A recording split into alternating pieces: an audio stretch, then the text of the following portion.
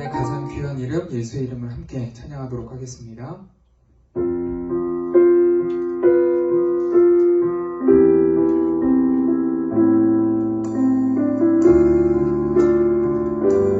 함께 찬양합니다. 내 안에 가장 귀한 것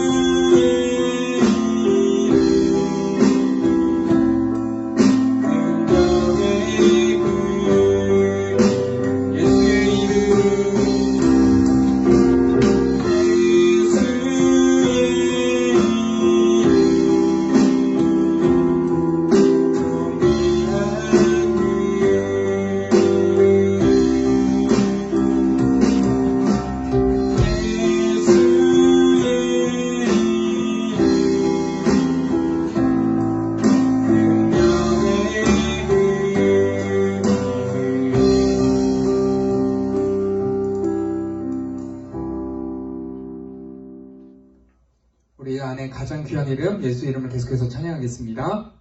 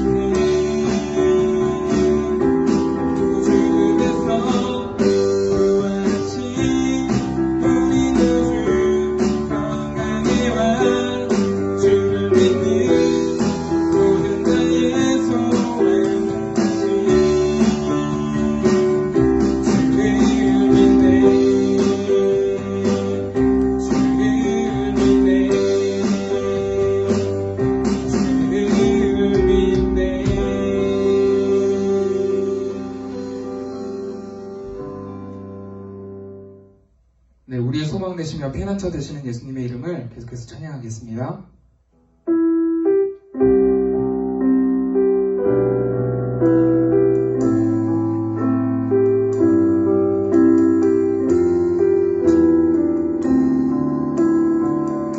나의 피난처 예수, 나의 피난처 예수, 의지해요. 나의 피난처 예수, 의지해요. 나의 가는 길에 거센 바람 몰아쳐와도 나의 피난처 예수, 의지해요. 나의 피난처 예수, 나의 피난처 예수, 의지해요. 나의 피난처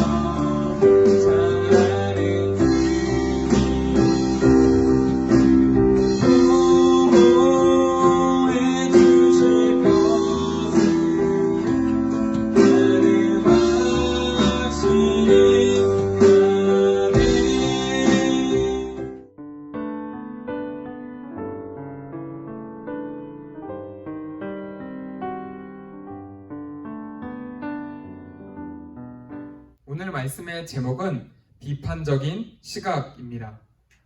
여러분, 사람에게 있어서 가장 중요한 부분은 무엇일까요? 우리의 심장도 중요하고 이런 팔이나 다리, 또 위와 장, 어느 것 하나 중요하지 않은 것이 없습니다. 저는 그 중에서도 우리의 마음 혹은 생각이 가장 중요하지 않을까 그렇게 생각을 합니다. 마음이 없으면요, 아무리 사소하고 쉬운 일도 절대 하기 어렵고, 또 마음이 아무리 힘들고 어려운 일이 있어도 마음만 있으면 끝까지 해내게 됩니다. 그런 의미에서 마음이 중요하다고 볼 수 있죠. 여러분, 사람과의 관계에서는 어떨까요? 이 마음이 굉장히 중요합니다. 마음만 있으면 아무리 힘들어도 내 옆에 있는 사람을 위해주고 도와주고 싶어집니다. 그러나 그 마음이 없으면 아무리 도와줄 수 있는 시간과 돈과 능력이 있어도 쳐다보고 싶지 않은 게 사람의 모습인 거죠. 여러분은 어떠세요? 내 옆에 계시는 부모님을 향해서 혹은 형제, 자매, 가족을 향한 마음이 있나요? 혹은 사랑하는 마음이 있습니까? 때때로 우리가 부모님에게 혼나기도 하고 또 부딪히기도 하면 그 마음을 회복하기가 쉽지가 않죠. 오늘 말씀의 주인공도 비슷한 마음을 갖고 있는 인물입니다. 다윗 왕에게는 9명의 아들과 1명의 딸이 있었습니다. 그 당시는 왕이 아내를 여러 명 두었기 때문에 가능했던 일이죠. 물론 첩의 아들까지 따지면 더 많았을 겁니다. 그런데 이 어머니가 다르다 보니까 형제들끼리 사이가 안 좋았을 수도 있고 혹은 사이가 좋았을 수도 있습니다.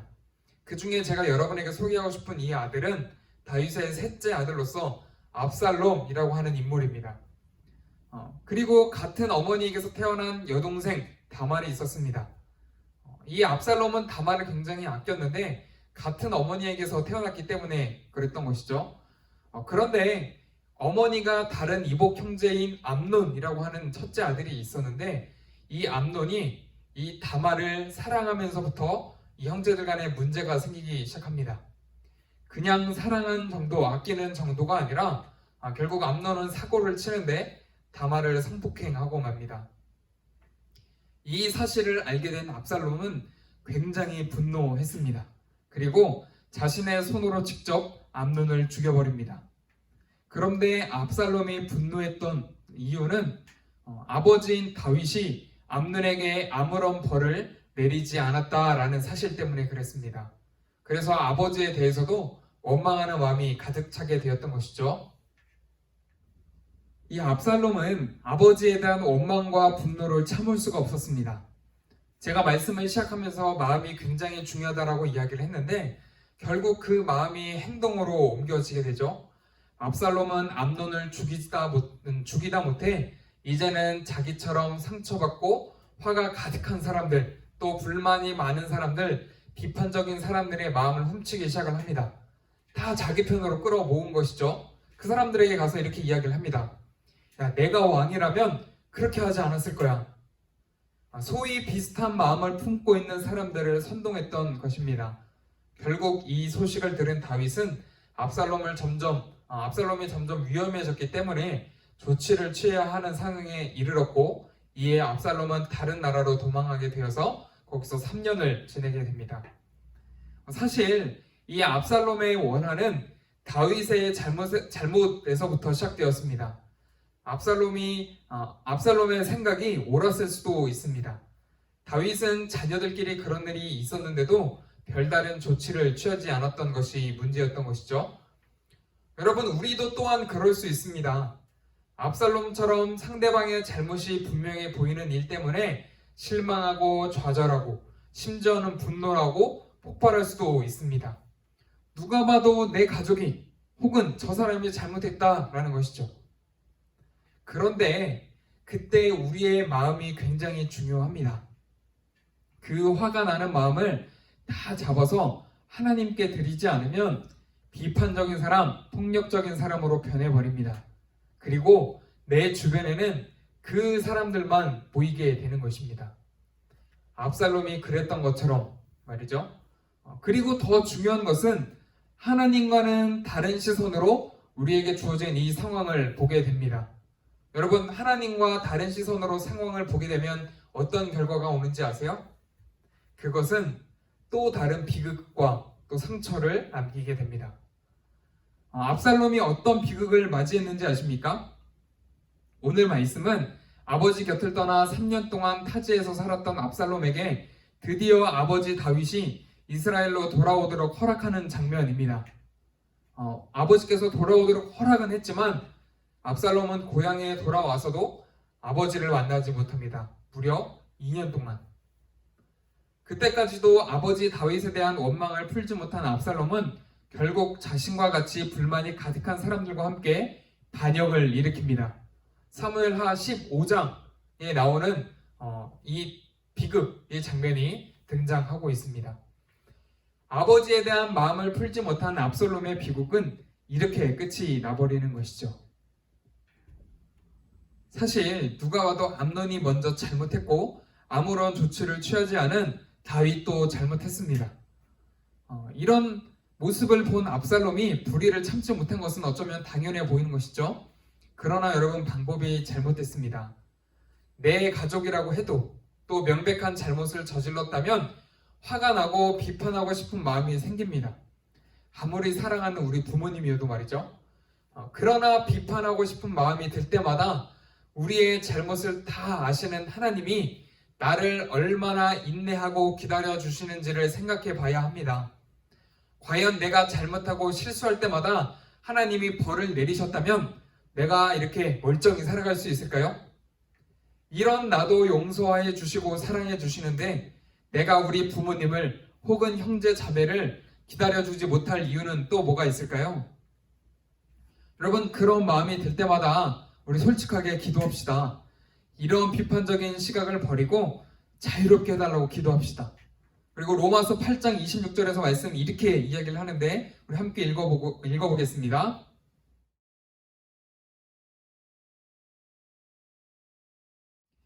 이미 우리 안에서 성령님께서 나의 연약한 모습을 위해 함께 기도하고 계십니다. 여러분, 용기를 내서 마음의 응어리를 솔직하게 고백할 수 있는 푸른금터 모든 친구들의 선생님 되시길 주님의 이름으로 축복합니다. 아멘. 우리 함께 기도하겠습니다. 사랑해 주님, 감사합니다. 압살롬의 모습을 보면서 우리 옆에 있는 부모님 또 형제 자매들을 내가 어떻게 대하는지 하나님 한번 생각해 보길 원합니다. 하나님, 아무리 다른 사람이 잘못했다 할지라도 하나님께서 나를 참아주시고 기다려주시는 그 마음을 떠올리며 하나님, 내 안에 있는 분노를 또 비판하고자 하는 마음들을 하나님 제거할 수 있도록 하나님 나에게 용기를 더하여 주시옵소서. 하나님, 우리에게는 그러한 능력이 없습니다. 우리가 함께 기도할 때에 우리에게 그러한 은혜를 더하여 주시옵소서. 오늘도 말씀 가운데 우리와 함께 하시는 주님께 감사드리며 귀하신 예수 그리스도의 이름으로 간절히 기도드립니다. 아멘. 함께 주기도문 하심으로 예배를 마치겠습니다. 하늘에 계신 우리 아버지, 아버지의 이름을 거룩하게 하시며 아버지의 나라가 오게 하시며 아버지의 뜻이 하늘에서와 같이 땅에서도 이루어지게 하소서. 오늘 우리에게 일용할 양식을 주시고 우리가 우리에게 잘못한 사람을 용서하여 준 것 같이 우리 죄를 용서하여 주시고 우리를 시험에 빠지지 않게 하시고 악에서 구하소서. 나라와 권능과 영광이 영원히 아버지의 것입니다. 아멘.